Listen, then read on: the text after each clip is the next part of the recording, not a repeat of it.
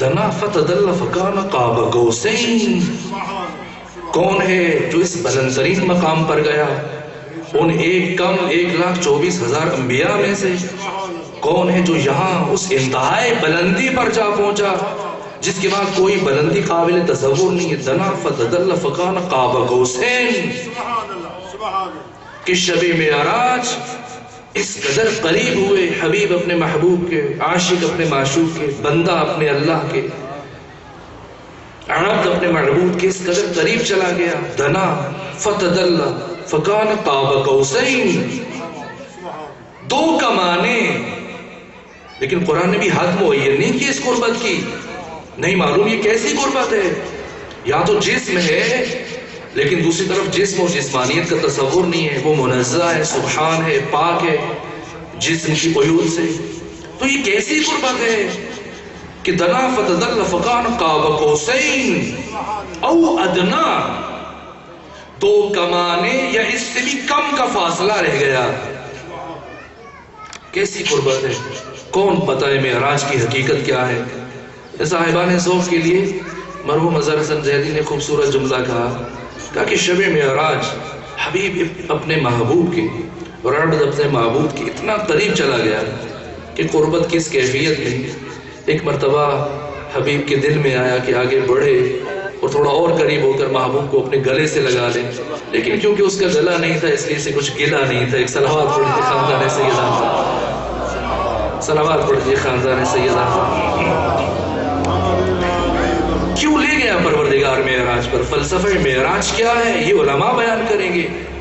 لیکن میں یہ سوچتا ہوں اور ایک زاویے سے جب دیکھتا ہوں کہ کیوں پروردگار، اور اگر لے گیا تو قرآن میں کیوں بیان کیا اس واقعے کو، اور ہدایت انسان سے اس واقعے کا تعلق کیا ہے؟ کیوں لے گیا اس انتہائی بلندی پر؟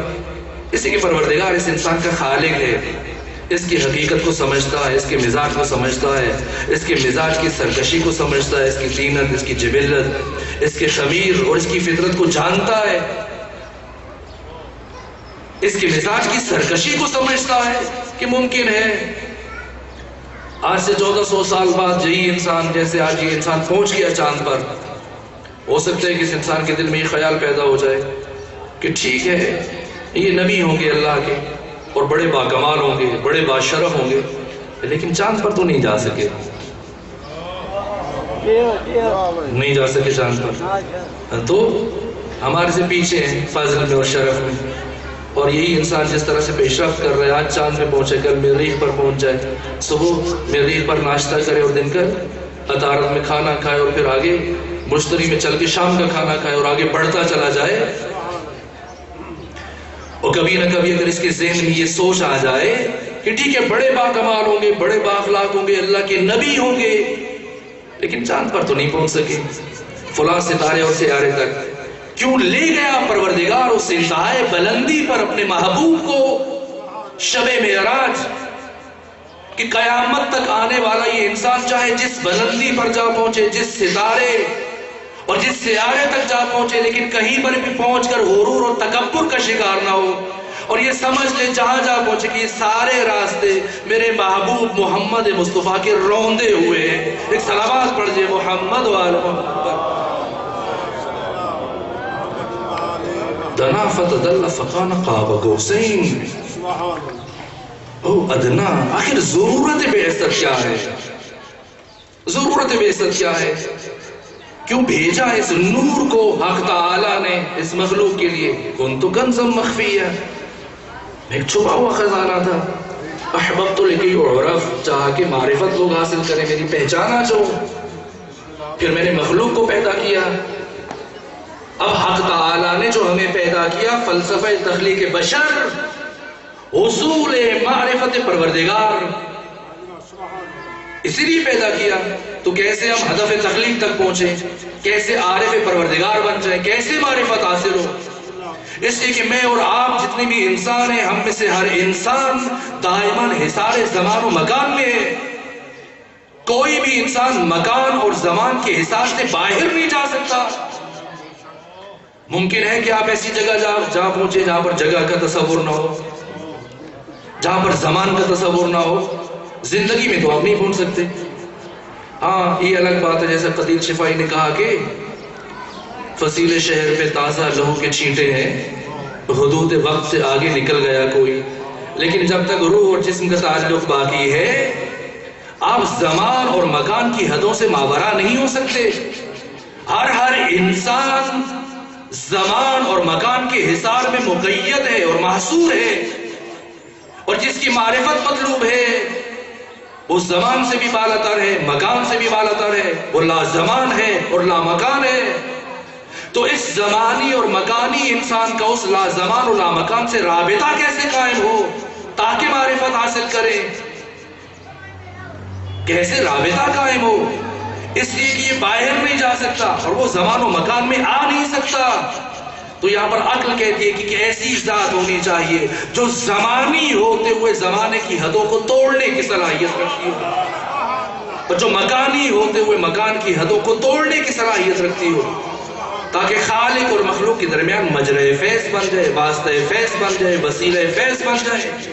اللہ کی جتنی بھی نعمتیں ہیں، رحمتیں ہیں، برکتیں ہیں، اس کے فیض وجود سے ہم تک آ جائیں، ہمارے اعمال اس کے وجود سے اس لائق ہو جائے کہ حق تعالیٰ کی بارگاہ تک پہنچ سکے. ایک سلامات پڑھ جائے خاندان سیدہ پر.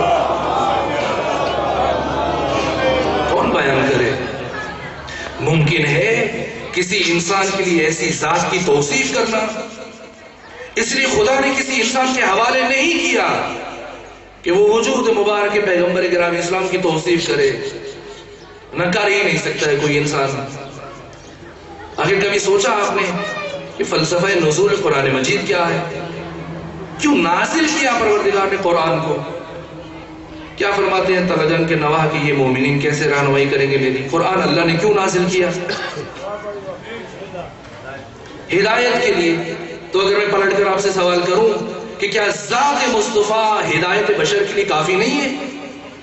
آپ کا کردار، آپ کی سنت، آپ کی سیرت، آپ کی حیات طیبہ، آپ کی زندگی، آپ کی زندگانی، آپ کی حیات و کردار قیامت تک آنے والے انسانوں کی ہدایت اور راہبری کے لیے کافی تھی. تو پھر قرآن کو کیوں بھیجا؟ وہ حکیم ہے، خالق عقل ہے، فعل عبث کا ظہور حق تعالیٰ سے ناممکن ہے. تو جب ذات مصطفیٰ اور کردار مصطفیٰ ہدایت بشر کے لیے کافی ہے تو قرآن کیوں بھیجا؟ میں جب سوچتا ہوں فلسفہ نزول قرآن سے متعلق کہ کیوں نازل فرمایا، ورنہ کردار مصطفیٰ کافی ہے ہدایت بشر کے لیے، اس لیے نازل کیا کہ اگر کبھی یہ بشر میرے حبیب کی سیرت سے اور سنت سے اور کردار اور اخلاق سے متاثر ہو جائے اور اس کے دل میں یہ خواہش پیدا ہو کہ قلم اٹھائے اور میرے حبیب کی سیرت طیبہ، سوانح عمری اور حیات طیبہ کو تحریر کرے، تو چونکہ بیچارہ جاہل ہے اور اگر اس کے پاس علم ہے تو بہت ہی ناقص علم کا حامل ہے، جتنا چاہے زور لگا لے وما اوتیتم من العلم الا قلیلا کی حدود سے باہر نہیں جا سکتا.